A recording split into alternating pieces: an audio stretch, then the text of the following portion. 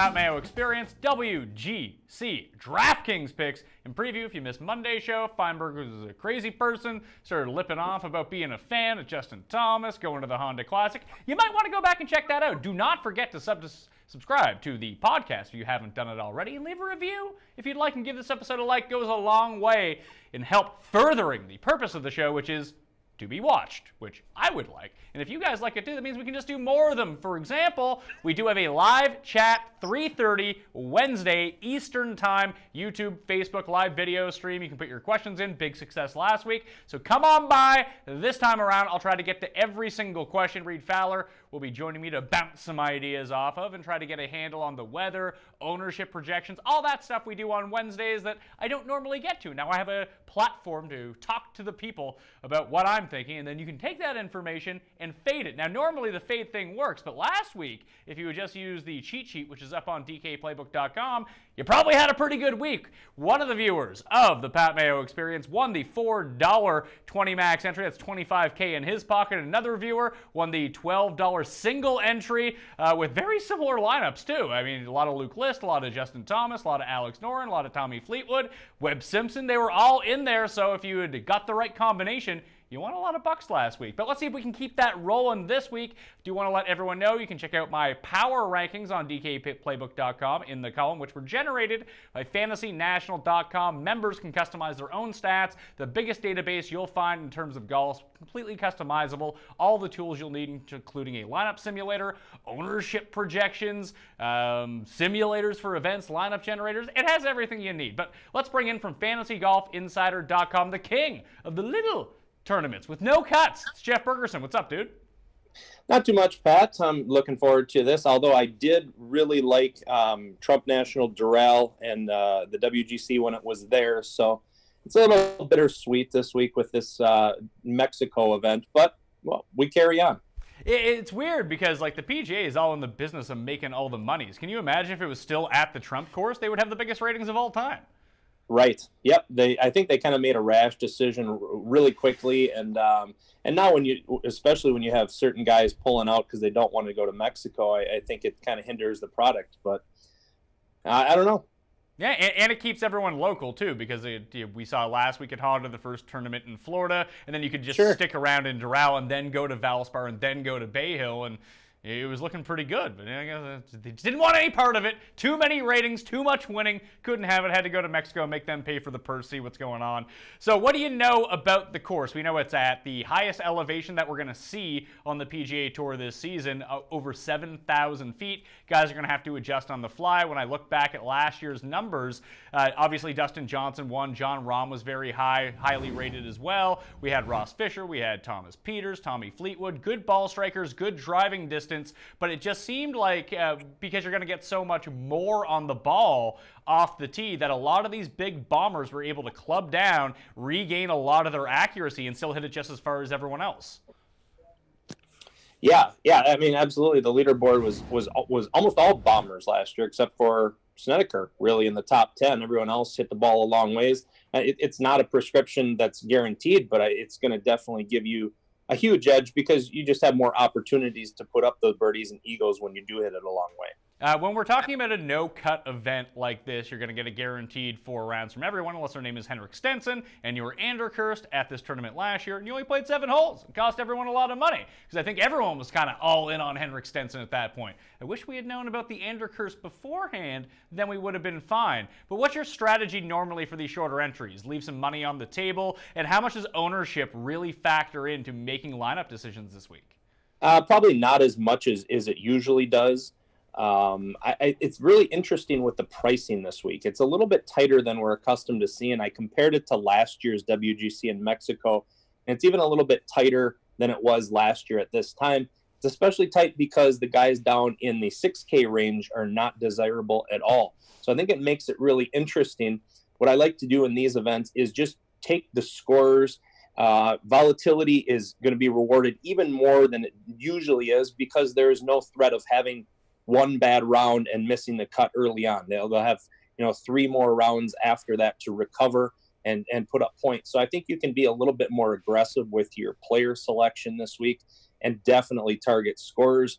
This is a pretty easy to score on course. Now, it also has a lot of bogeys and double bogeys out there to be had to bring guys back down to the pack, but they're certainly going to put up a lot of eagles and birdies this week.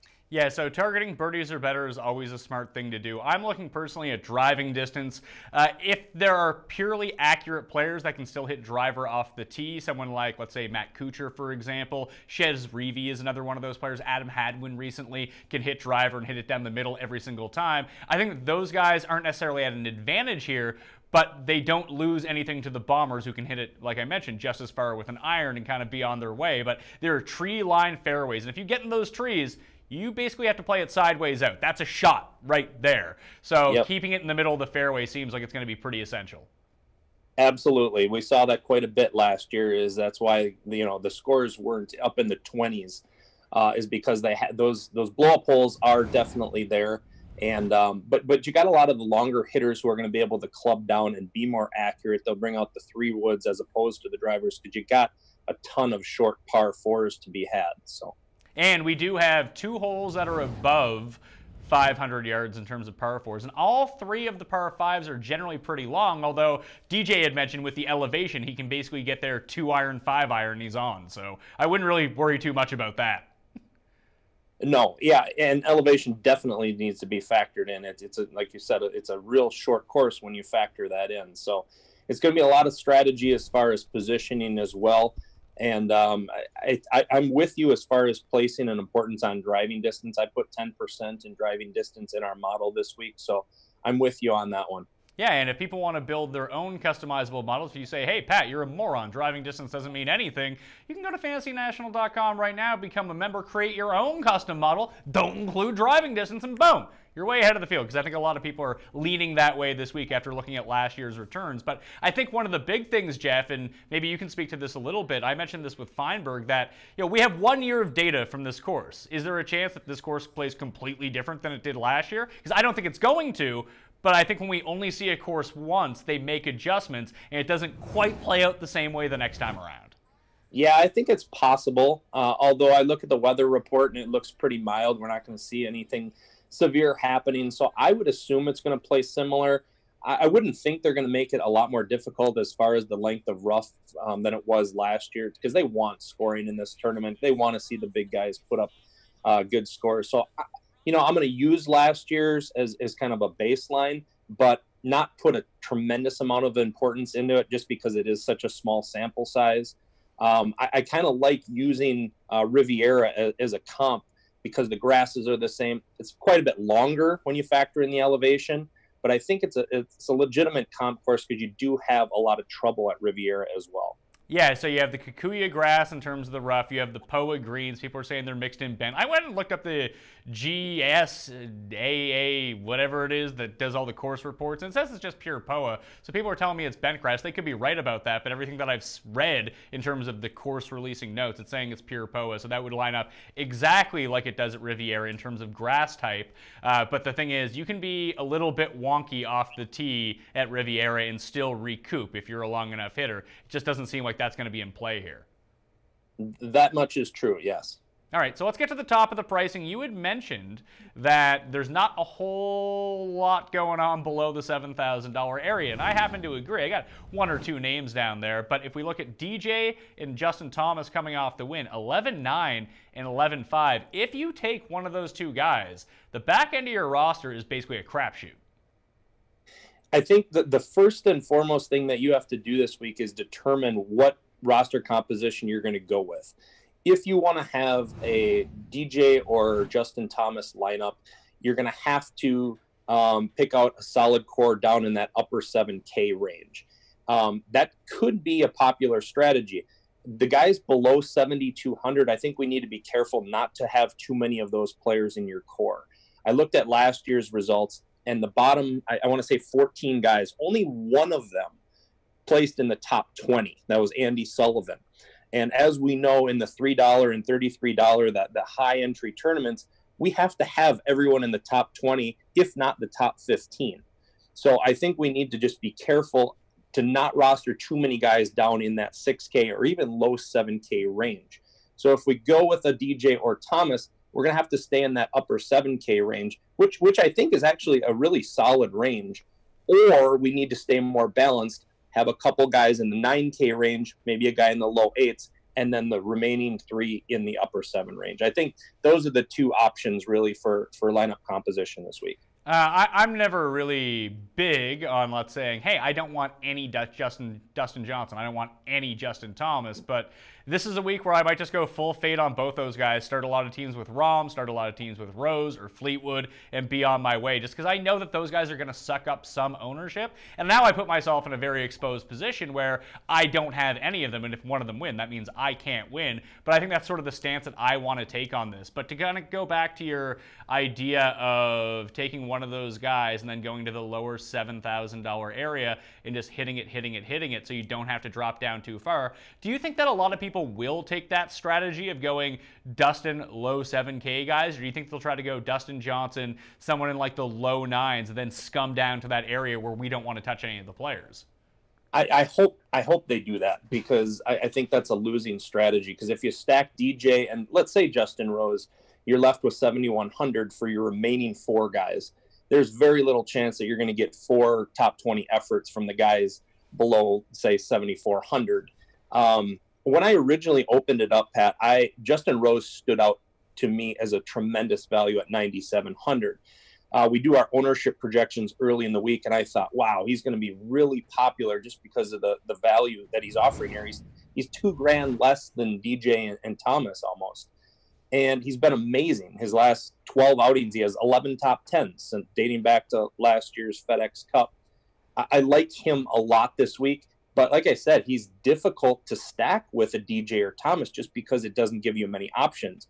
So I think when you determine what you're going to do, I think you can either start with, say, a Rose or like a Sergio, who I like a lot, and then build from there, or rock the DJ or JT and just avoid that 9K range. See, that was one of the reasons why I feel not necessarily comfortable with avoiding JT and DJ at the top, but I do really like Justin Rose as well. I actually really like Sergio to kind of go along with him. I think that might be my most prevalent stack this week, is almost my master stack from last year, Rose, Sergio, and figure it out from there, because you can fit in 6 really good players and guys that have legitimate shots of winning. Because one of the things is, if you do the stars and scrubs angle, like you're gonna have to roster 2 to 3 guys on your team with 0%, well, not 0% chance, like 0.5% chance of winning. And I think that at these WGCs that it's enough of a crapshoot from time to time. I mean, historically speaking, Tiger has a bunch of wins, DJ has a bunch of wins, and then it's kind of spread out all the way after that. So you can hit like a Xander Schauffele, and he could just randomly win a WGC. Like, he's in the mix to actually contend to win, where if you drop down a little bit lower, that those guys just have 0 win equity. So I want to be able to have at least 6 guys on my team that I think that can win. Now, maybe I'm deluding myself into thinking these guys can win, but I do think that they can. I agree with you. And maybe in the lower entry events, maybe we don't necessarily need the winner if it is a DJ or Thomas who wins it, because, you know, other people might have 4 other guys who are in the bottom 5 DK scorers. So I don't think it's a bad strategy to stay in that balanced range, a couple guys in the 8 and 9K range who have a lot of win equity. Because if you have 4 guys in the top 10, you're going to give yourself a pretty decent chance, especially with no cut. Rose stuck out to me as well, and when I look at the Fantasy National Tournament Simulator right now, he ranks out as the 2nd most likely, based on simulations, to win this event. And let's not forget, he did win the last WGC in China when he chucked down DJ. Everyone thought DJ was running away with it, and boom, there's Justin Rose. And the fact that he took the month off doesn't really concern me all that much. He hadn't played in ages when he showed up to Farmers and came 8th. So I'm not too concerned that he's not going to be able to pull the trigger here and play really well. And even just looking at his stats, like, he's top 10 in ball striking over the past 24 rounds. His short game is still really good. The one thing that he doesn't do well is putt, but I don't think it's going to be that big of a factor here. He's a decent enough leg putter, because we've seen him putt at Masters and at US Opens, that I think that he can figure out these greens pretty well. And I think that leg putting and not blowing it 10 feet by the hole is what we saw a lot last year, is actually going to play into the favor of Justin Rose just a little bit.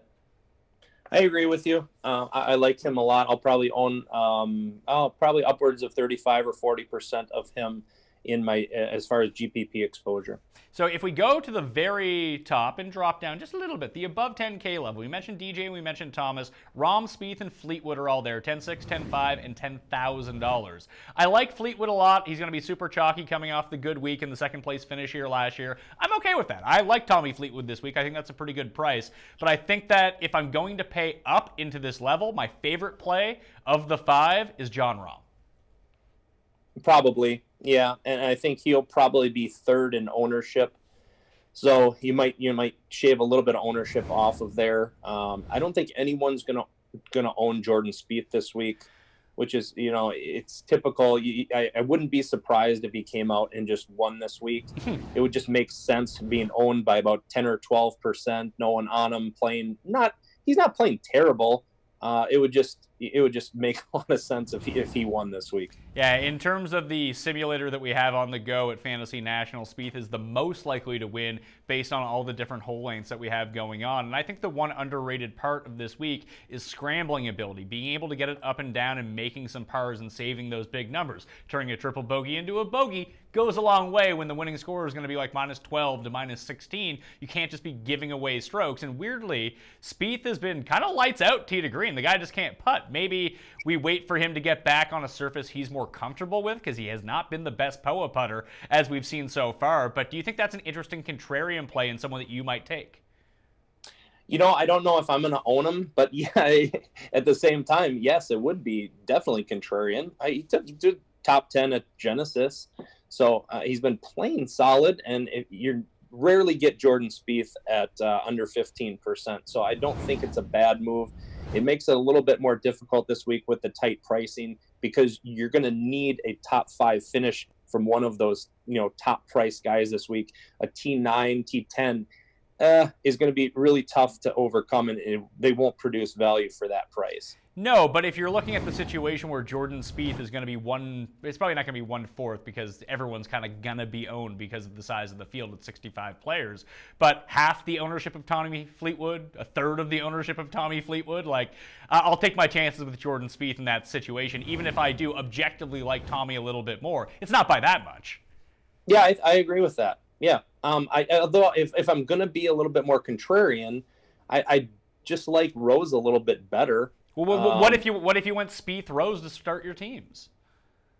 It's going to be tough to do. I mean, you definitely could do that, but that's going to leave you with about 7,400 left with everyone else. I can do 7,400 with those two guys in my lineup. I feel like I can do. I like enough guys just around that area. There's probably 4 of them that I can put together with them. Now I just worry that everyone else is going to kind of see that sort of thing too and go Spieth, go Rose, drop down to that level. What if you went like Spieth Sergio and then drop down to that level? Would that give you like 7,600, 7,700? Yes, Spieth Sergio would leave you 76. Yes. Okay, so I mean, I'm not against that build. I think that's a decent build. I think so too, because that'll give you plenty of flexibility in that upper 7K range, of which we might get a little bit chalkier players, but with no one owning Spieth. And I think Sergio's ownership will take a dip this week, although the $9,100 price is awfully low for him. Didn't look good last week, but I have no problem rostering him this week. He'll be in my core. I think he can bounce back with his ball striking ability. I'm gonna just disregard last week. Yeah, and in terms of Sergio, he was 4th in the field at Honda in strokes gained approach. He just lost 3 strokes on the green. So I think that a rebound after his first time playing in North America for the season, I think it was a nice tune-up event for him. I think the parts of his game that I want to see him be really good at, he was really good at. And I think that translates really well to here. And we think about ball striking. Like if Fleetwood, I kind of put Fleetwood and Sergio a lot on the same level. In my mind, at least, the types of players that they are. I mean, they're both excellent ball strikers. They have decent short games. Fleetwood's probably a little bit better than Sergio's, but they both live and die by their putter. If they get like an okay putting week, they tend to win tournaments. Sure. So if you get a $900 discount on Sergio with an ownership cut as well, it makes Sergio a little bit more desirable, I guess. It does to me, and that's in the $9,000 level. So Sergio's at 91, but at the very top end of that is Ricky Fowler coming off the miscut at Honda in his title defense. I'm really curious to know where people are going to be on Ricky Fowler. Do you think people will jump back in? He is incredibly Andercursed this week. Tim has called him free money to win, so I'd watch out for that. But like, I'm just never really a Ricky guy. I miss out on the good weeks, but I'm always all in on the fade when it turns out not to be a great week for him. So I probably will be fading Ricky Fowler again here. It's a difficult spot right here. Has not been playing well. Hasn't showed much. Well, actually, this whole year he hasn't been great. Even at Waste Management, he absolutely caved on Sunday. Although his first 3 rounds there were good. That was probably his best performance in the last month.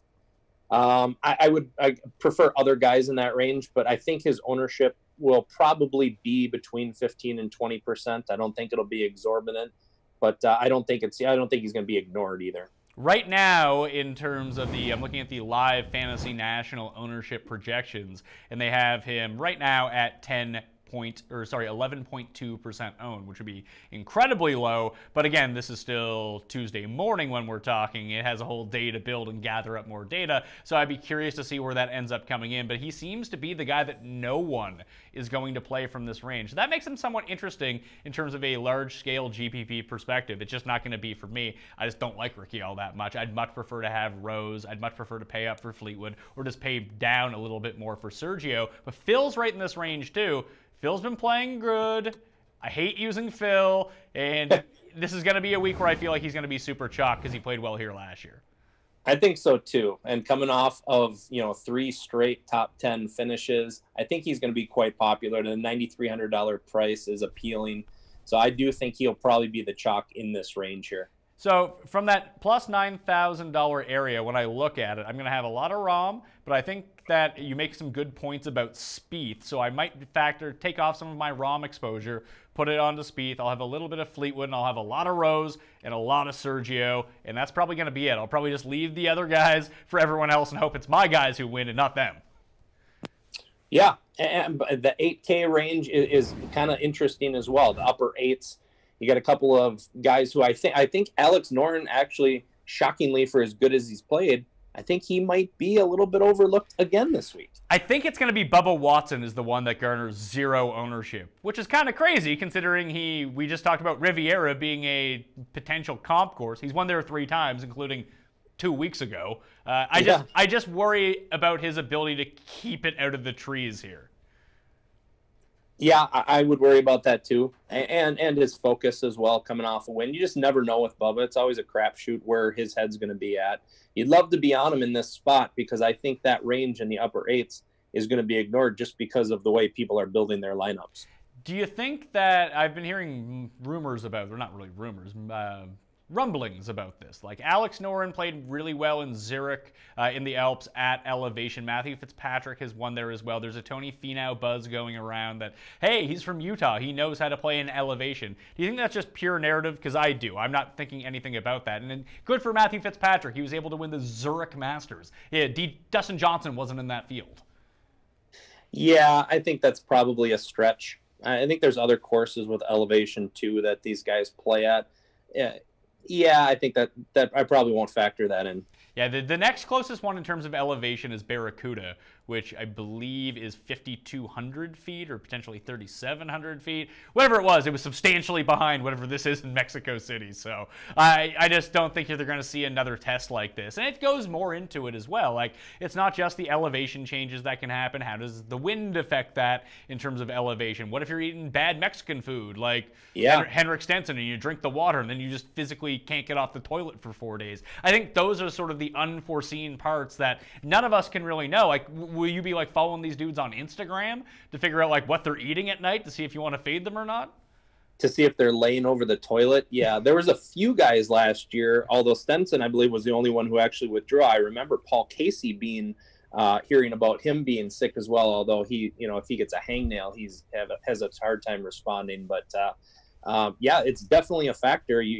And how are we going to know if they're going to be ill? Because usually they wait to the last minute too. And if they can take one tee shot and get paid for their appearance here. So. Yeah, we saw Daniel Berger do that a few years ago. That was at Doral, I believe, 2 years ago on this day. I think that's what it was. It could have been Bridgestone. Don't quite remember, but he took the one shot, walked off the course, and collected his $65K. Yep, Koepka did the same thing that day. He withdrew early in round 1, 2, I believe. So that's one thing that you have to fear, too, in these WGC events is they don't have to finish to get paid. In fairness to those guys, people were so mad at them when it happened. Like, I would do exactly the same thing for a quick payday. Why not? Would you, if you had that kind of money, Pat? Yeah, I would. Absolutely. You don't get that kind of money by giving away free money. I don't know. I thought it was kind of a weak move for Berger in that situation. No. Put it this way, if I think about the dollars per shot that you're taking there, one shot, $65K, that's a good rate. Oh, there's no doubt it was lucrative. Yeah, I didn't like it too much, but hopefully we don't have that because we'll have an irate DFS golf Twitter community on Thursday. Hey, well, the internet will be outraged if it does come to that. But fortunately, with all the money that they earn by taking one shot and withdrawing, they can just pay someone to monitor social media for them. They never have to look at it. Sure. Yep. Or they can have people ejected if they get any flack on the course. Oh, were you pro or against that? You know, I heard rumors that the guy was on him all day. You know, he was saying foul things to him, and I think at that point you have to get him chucked. I thought what he said when he hit it in the, get in the sand, big deal. Toughen up, grow some thicker skin, JT, because in every sport, people are rooting against people. So you just got to deal with that. I think having him thrown was pretty weak. I see it both ways in a sense because, I think it was not really all that much to get you tossed out of a course because I could see myself being boozed up and saying the same thing. Probably not quite at like Feinberg levels, but although he was being incredibly positive when he was yelling at people, just be like, go everyone! He was just all fired up. I would probably be the more Negatron one, so I don't go to a lot of these things. I wouldn't want to put myself into that situation, but I see it from JT's point of view too. I'm trying to close a tournament. I just don't want to deal with it. Like, hey buddy, shut the fuck up, get out of here, and I have the power to do that. I'll abuse it. Why not? Yeah. Yep, I think that was exactly it. I think he had the ability. He knows he does. He just says the word, and they're going to escort that guy out. So the entire $8,000 range, I think this is going to be a really critical range to hit your one or two guys and go overweight on them because I think this is where a potential winner could come from. It seems like everyone is gravitating towards Paul Casey here. He could end up being the chalk. Tony Finau is going to be incredibly popular as well, along with Patrick Cantlay. I really like Casey this week. When I rated out my model, he just came out in every single, unless we went back like 5 years when he was going through his injuries and his slump, every single time I did it out, Paul Casey just popped up. But the big thing that we know about Paul Casey is the guy can't win, but at his price point where he's so cheap at $8,400, he just needs to come inside the top 5, and you're kind of dancing here. And hey, maybe one of these weeks he's going to gain like 4 strokes putting on the field. And over the past 24 rounds, he's not awful from 10 to 20 feet, which could be where a lot of birdies come from this week. He keeps out of the trees. The short game is good enough. I think Paul Casey has a legitimate chance of winning here. I don't care that he's chalk. I'm going to be using a lot of them. Yeah, I agree with you, and it pains me to say it because I can't stand the guy, but the price is too cheap. He should be in the low 9s, I think, would be more accurate. So at 8,400, like you said, if he puts up a T7, T8 like he usually does, you're okay with that because you got a bunch of other guys who can win it. I don't buy into the statement that, oh, the guy can never win, because we've seen it 100 times. Guys who people have said that about, they just go out and win. If they're in contention many, many times, eventually the putts are going to fall. They're going to win. So I have no doubt that Casey's going to win sometime soon if he continues to play as well as he does. I have him in my core this week. I don't usually do that. And if he was in the mid-9s, I probably wouldn't. I could get away from him. But I have both him and Finau in my core this week just because they present so much value. So you're eating the chalk with me and going with both of them? Yep, I am. All right. So the pivot plays in this range, if people are looking for them, right now, based on early ownership projections, I'm seeing that Tyrrell Hatton is going to be sub 10%. Fratelli will probably be sub 10%. So will Louis, and so will Harmon. Do any of those guys interest you? No, none of those guys interest me. Although the one guy who does, at 8,100 who really interests me. Is His it stats. What's that? Is it Shez or is it Chappell? It's Chappell.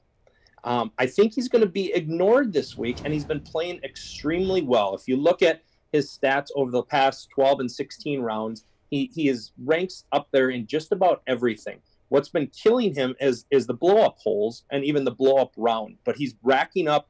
He's in the top 10 in birdies and eagles, and it's just these doubles that he puts up that take him out of contention. If he can somehow avoid those, or even if he doesn't, if he's just racking up points via birdie and eagle, I think he's going to amount to enough in points that he's going to pay off that $8,100 price. So I really kind of like him this week, and I haven't heard anyone talk about him. If you had to choose between one, would you go Cantlay or Noren? Oh, that's a really tight one. I would probably lean toward Noren by just a hair, though, because I think both their games line up really well for this course. Yeah, I think I would side with Cantlay there, but I'm with you. I like Casey and I like Finau the most of this area. Then I would go Cantlay, and then if I have to take one more here, I might go and just go with the ownership, maybe take a Fratelli or a Louis or something like that. I was actually somewhat encouraged from what I saw with Louis last week, although the final round was kind of a disaster. He still finished inside the top 25 in his first start, and people were worried about his wrist. Didn't seem to be that much of a problem. Hatton could still be dealing with a wrist injury, so I don't love that as much when it comes down to it, so I would take Louis as a potential flyer there. The one guy that we didn't, or the two guys that we didn't talk about were Peters and Ross Fisher at $8,300 and $8,200. Ross Fisher might get a bit of hype because he did so well at this tournament last season, but I would prefer Peters, but I still don't know if I want to pull the trigger on him either. Yeah, he's a very volatile player. You never know what you're going to get out of Peters. Very high upside, very low downside, I guess. I don't have either one in my core actually this week. Although Fisher's been playing pretty well overseas, I don't know what his ownership's going to look like. I would guess, 10%, probably tops, just because there's so many other options in this area. I like Chappell better than both of them, actually. But if I had to lean towards someone else, it would probably be Peters over Fisher. Yeah, I have Chappell at 12% and Ross Fisher at 11.5 right now. Yep. Like I mentioned, This can all change within a day when people start getting hype around them and gravitating. Oh, that guy looks like a pivot. I'll go on to him. We see it happen all the time. But right now, as we speak, that's how it's shaking out. Let's talk $7,000 level below Louis. Daniel Berger is the first one up on that list at $7,900. He's followed by Xander Schauffele, Grace, Cabrera-Bello, Leishman, Woodland, Fitzpatrick, Matt Kuchar, Brendan Steele's down there, Hadwin's down there. I really like Xander Schauffele. I think that he's just been playing really well. He's gaining a bunch of strokes off the tee, played really well at Genesis in similar conditions a few weeks ago. I've seen him close out a big tournament in the past against all these top guys at the Tour Championship. And while Eastlake scoring-wise should amount to a lot of the same as here. I don't think they're very similar courses. There's a lot of water at Eastlake, that kind of thing. But we've seen similar results between Genesis, Eastlake, and potentially here as well. I just think that he is an excellent player.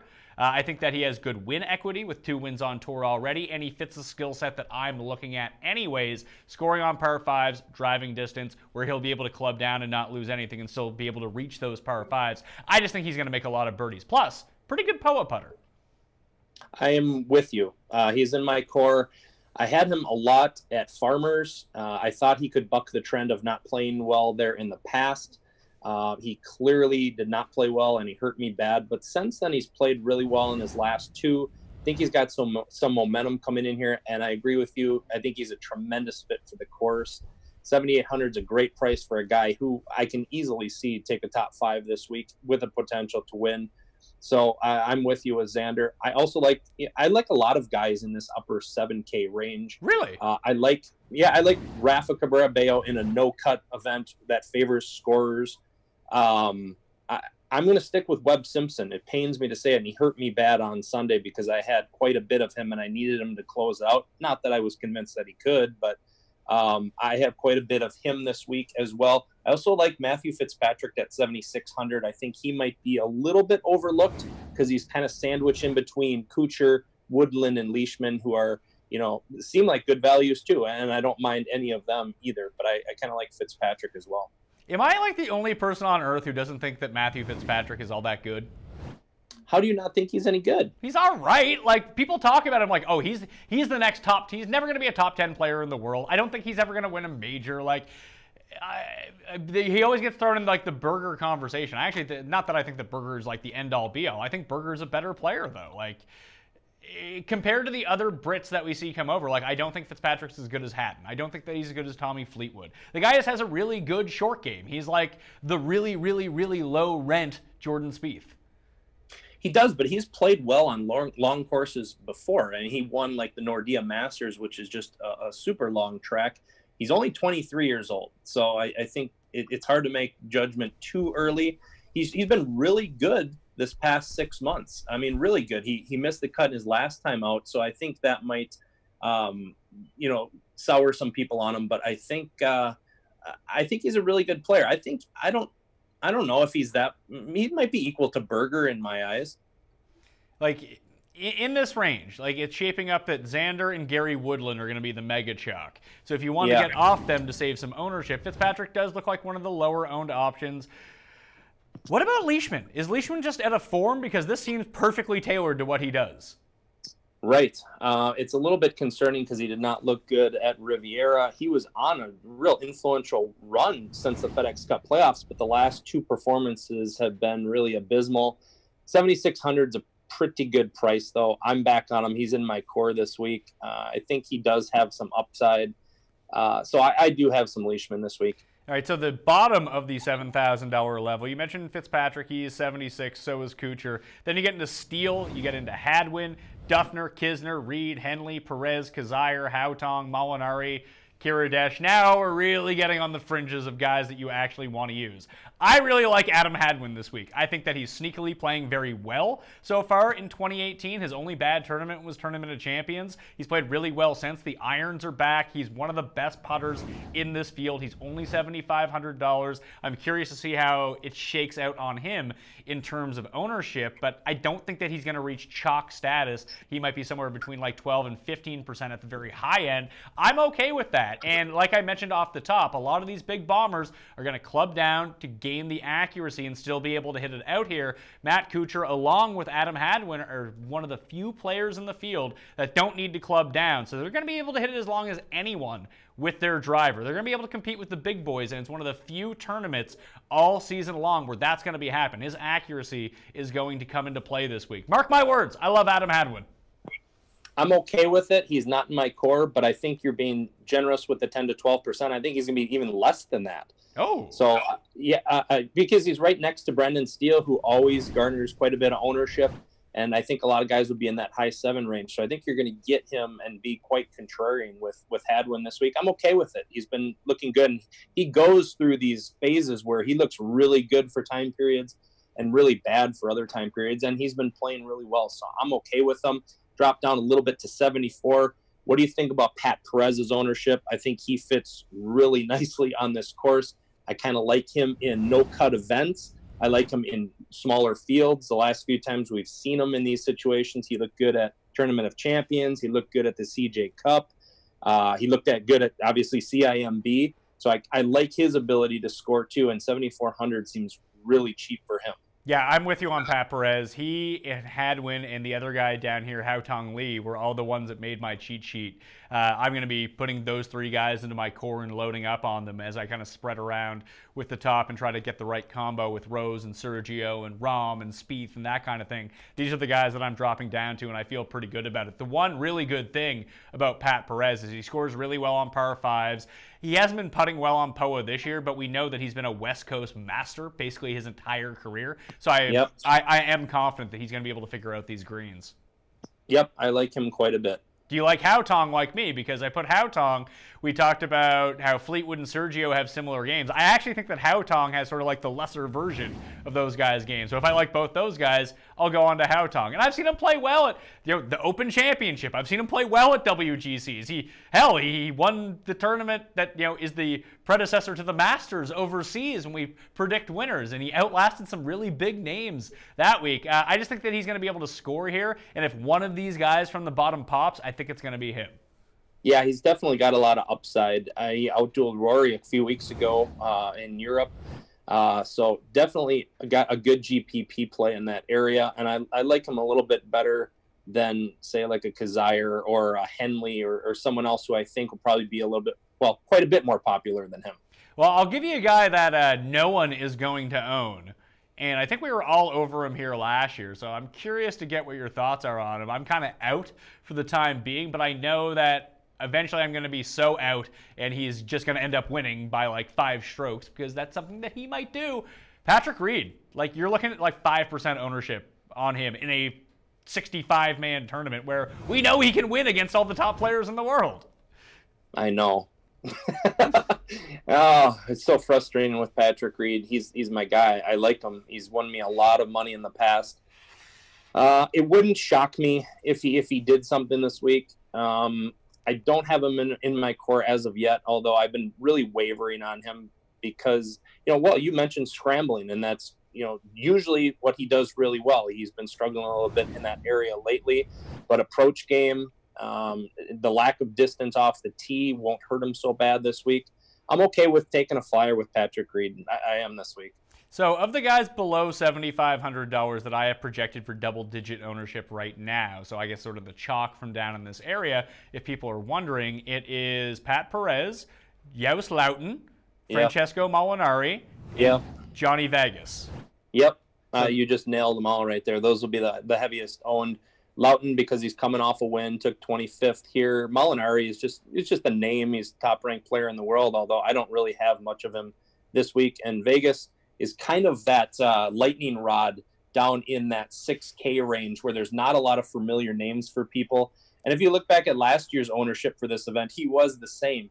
I think he was 6,600 last year, but he was kind of the only name in there, and he was owned by 20% in most GPPs. And I think that might just happen again because people are building their lineups. They got, 6,900, 7,000 left. They're probably going to gravitate toward Vegas. Yeah, I tend to agree. I think that he's going to be incredibly chalky this week, and I think that makes him a pretty easy fade. If Johnny Vegas is the one that beats you, so be it. If you can get away from a 20 to 25% Johnny Vegas, and I know there's not a lot of good pivot options down in this range, but I would much rather take the 2% owned Dean Burmeister, who kills it off the tee, scores in bunches. He just happens to make like 10s every now and then. But in a no-cut event, I think he can pile up enough birdies to compete here in terms of the best scorer from down in this range.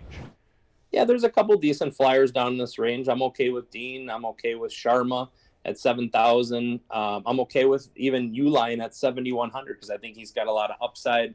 Campillo has played, really well in his last 5 events. I don't know how that's going to translate to this course, so I wouldn't sink a ton of ownership into him. But if you're taking, 5 to 8% flyers on guys, I'd be okay with him. Those are about the only guys down here. Maybe even Chris Paisley, who's just been really lights out on the European Tour. No one's going to own him this week. He's at 7,200. I'm okay with him this week, and I kind of like him as a pivot off of even Molinari. Yeah, I'm going to have no Molinari. I'll have no Hoffman. I think just fading some of this lower, cheaper chalk is usually just always a better strategy. Not to say that Charlie Hoffman can't go out and win. If he does, then I lose. Then again, if it's Charlie Hoffman who beats me, I feel much better with Charlie Hoffman beating me and just not being on him, because that seems like a very logical move when he's owned by 20% of the thing. It's a lot like Vegas. I think Paisley makes sense. I don't think I would go lower than Burmeister, to tell you the truth. I think that's going to be my lowest price player at $6,900. Yeah, I think a few people might get excited because Abraham Answer is from Mexico. Doesn't do enough for me to roster him, so I am not going past. I might own a little Dean, but probably not much lower than Uline.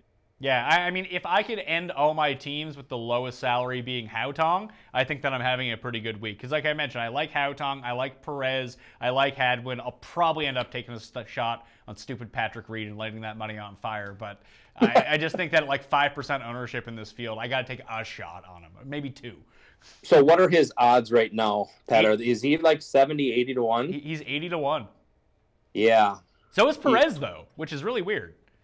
That is really weird. Do you have outrights on either one of those guys? No, I was thinking about Perez. I'm playing a really condensed card, in terms of outrights this week, because as I'll reveal tomorrow in my cheat sheet, but I initially I saw Sergio's odds at around 30. I nailed it. Then I went to Paul Casey, and then I talked myself into Justin Rose at 20. So if I have those guys at the top of the card, it's hard to take too many more shots down. I played an each way on X, and I played an each way on Haotong, but I think that's going to be my entire card this week.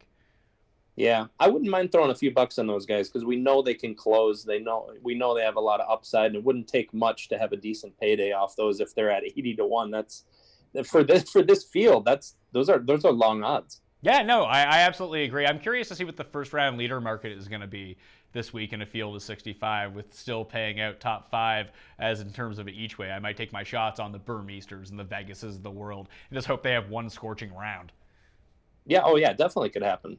All right, that'll do it on the Pat Mayo Experience. Jeff, tell us a little bit about the Fantasy Golf Insider product. Sure. We got tons of tools for you to do all of your research. We got our FGI model, which has been really doing well lately. You can look at our odds versus pricing. You can look at our rolling stats. And then we have specialties where we break down, I do a GPP column on DraftKings where I talk about the strategy that I'm employing every week, the roster composition, things like that, aggregate ownership, which is so important to be a successful GPP player. Zach does a lot of cash game stuff. We got, other specialties. We just have Ryan Baroff is now writing for us. He's doing our Euro GPP column, and we're really happy to have him as well now. So we kind of just break down each specific game style, cash games, GPPs, and really give you a lot of in-depth information on those. All right, I'm Pat Mayo. You can follow me on Facebook, on Twitter, on Instagram at ThePME. My betting cheat sheet will be up on my Facebook page Wednesday afternoon. My DK cheat sheet is up on DKPlaybook.com right now. Go back, watch yesterday's show. Give the shows all a like. Like I said, goes a long way, as does leaving a review. It literally takes 10 seconds. Just hitting the app, 5 stars, boom, you're done. I won't ask you for anything else. I will ask you for other things, but I mean, for now, that's what I'm asking you for. Plus, go check out fantasynational.com, weekly, monthly, yearly rates. And I'm telling you, best in the biz in terms of data collection and tools that you can use to put yourself ahead in the game, whether it's betting, whether it's DK, whether it's anything that you want to play in terms of golf. Plus a head-to-head simulator, which is super cool. Anyway, I'm Pat Mayo. Good luck with WGC Mexico. I'll see you next time.